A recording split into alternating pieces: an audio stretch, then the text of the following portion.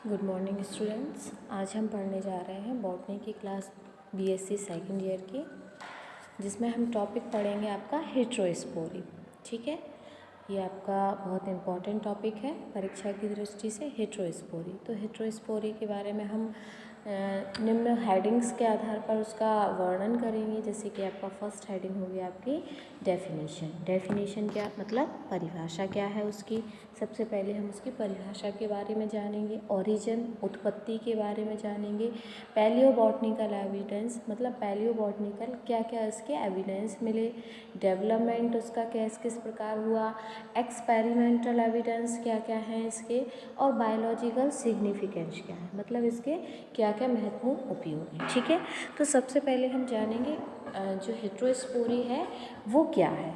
ठीक है, तो जो हेट्रोस्पोरी है वो एक जाति की स्पोरेंजिया में दो भिन्न भिन्न साइज के स्पोर्स का निर्माण होना हेट्रोस्पोरी कहलाता है। क्या समझे, मतलब एक ही जाति की स्पोरेंजिया है, उसमें दो अलग अलग प्रकार के अलग अलग आकार के क्या बन रहे हैं, आपके स्पोर्स का निर्माण हो रहा है। उसे हम क्या कहते हैं, आपका हेट्रोस्पोरी कहते हैं। ठीक है, तथा वह पौधा हेट्रोस्पोरस कहलाता है। और वह पौधा क्या, ऐसा पौधा जिसमें हेट्रोस्पोरी होता है, तो वह पौधा क्या कहलाता है, आपका हेट्रोस्पोरस कहलाता है।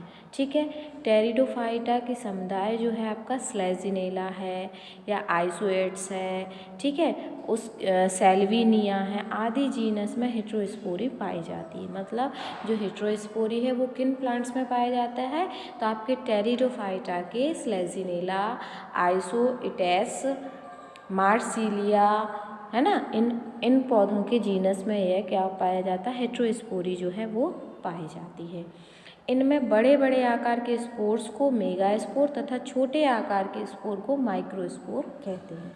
ठीक है, जैसे दो प्रकार के स्पोर्स का निर्माण हुआ, दो अलग अलग साइज के स्पोर्स का निर्माण हुआ, तो जो बड़े आकार का स्पोर्स होगा हम उसको कहेंगे मेगास्पोर। ठीक है, मेगा मतलब बड़ा, मेगास्पोर्स, और जो छोटे प्रकार का स्पोर्स होगा हम उसको बोलेंगे माइक्रोस्पोर। ठीक है, स्पोर की साइज में यह भिन्नता सेक्सुअली होती है। माइक्रोस्पोर अंकुरण करके फीमेल गैमेटोफाइट बनाते हैं, जो क्रमशः एंथ्रोजाइगोट तथा आर्किगोनिया बनाते हैं।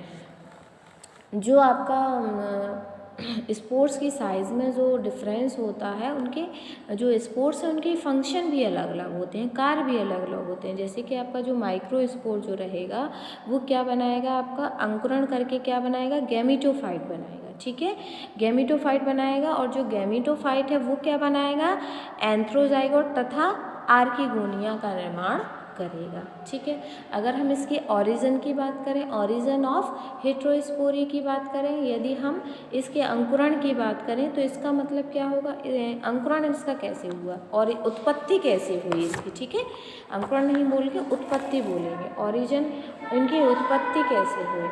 तो इसकी उत्पत्ति के बारे में यह माना जाता है कि यह स्पोर्स के नष्ट होने तथा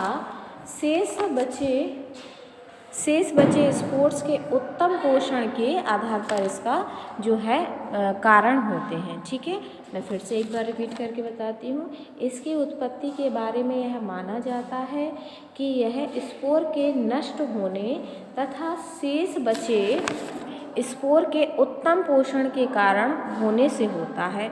आधुनिक काल में प्रोफेसर गोइबेल ने एवं प्रोफेसर स्टक ने हेट्रोस्पोरी के ओरिजिन में न्यूट्रिशन को आधार माना। ठीक है, पौधों में हेट्रोस्पोरी के कुछ प्रमाण भी दिए हैं। मतलब क्या हुआ, इसका जो पौधे के जो पोषण में जो भाग होता है वो क्या होता है आपका, उन्होंने कहा कि जो उसमें जो स्पोर्स का जो भाग होता है वो जितना भाग नष्ट हो जाता है, बाकी जो बचा हुआ भाग रहता है उससे जो है आपका स्पोर्स का जो निर्माण होता है वही हेट्रोस्पोरी होता है। इसमें कई वैज्ञानिकों ने अपने अलग अलग मत प्रस्तुत किए, और जो पौधों में हेट्रोस्पोरी है उसके कुछ प्रमाण भी दिए गए हैं। जैसे paleobotanical evidence, development evidence and experimental evidence. Paleobotanical evidence में क्या कहा इन्होंने कहा इन प्रमाणों के आधार पर सिद्ध किया जा चुका है कि स्पोरेंजियम में प्रचुर मात्रा में भोजन न मिलने तथा स्पोर के नष्ट हो जाने के फलस्वरूप ही हिस्टेरोस्पोरी उत्पन्न हुई है। मतलब इन्होंने कहा, पैलियोबॉटनिकल एविडेंस में इन्होंने बताया कि जो स्पोर का निर्माण है वो कब हुआ, जब उन्हें प्रचुर मात्रा में, मतलब पर्याप्त मात्रा में उन्हें भोजन नहीं मिला। ठीक है, पर्याप्त मात्रा में भोजन ना मिलने के कारण स्पोर नष्ट हो गया। ठीक है, जो उसका स्पोर था वो नष्ट हो गया, और जब वो नष्ट हो गया तो उसके बाद ही किसका निर्माण हुआ, हिस्टेरोस्पोरी का जो है वो निर्माण हुआ।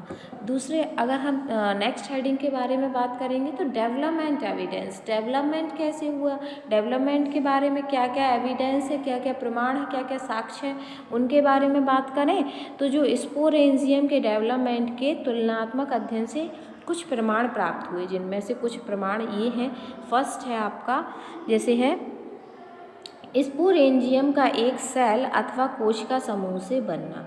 जो स्पोरेंजियम है वो किससे बना है, आपका सेल, कोशिका समूह से उसका निर्माण हुआ है। दूसरा है फंक्शनल स्पोर मदर सेल की संख्या का कम होना, क्रियाशील सेल्स द्वारा नष्ट हुई सेल्स से भोजन प्राप्त करके आकार में वृद्धि करना।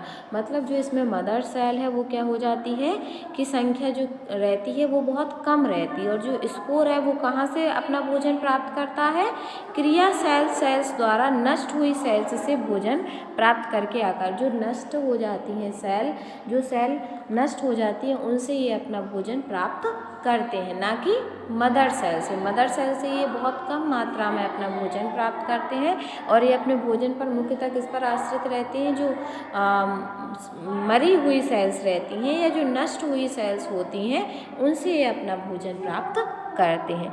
यदि हम इसके एक्सपेरिमेंटल एविडेंस के बारे में बात करें तो एक्सपेरिमेंटल एविडेंस जो है वो किसने दिया, प्रोफेसर गोइवेल ने इसको दिया। और कहाँ दिया, स्लेजिनेला में, तथा प्रोफेसर स्टॉक ने मार्सेलिया में हिस्टेरोस्पोरी का ओरिजिन का अध्ययन किया। जो आपके प्रोफेसर गोइवेल जो हुए उन्होंने किस प्लांट्स में, स्लेजिनेला में, तथा जो आपके सैटक जो वैज्ञानिक हुए उन्होंने किस में, मार्सिलिया में हिस्टेरोस्पोरी का अध्ययन का ओरिजिन पोषण कारकों द्वारा होता है, अपने प्रयोग के आधार पर उन्होंने बताया।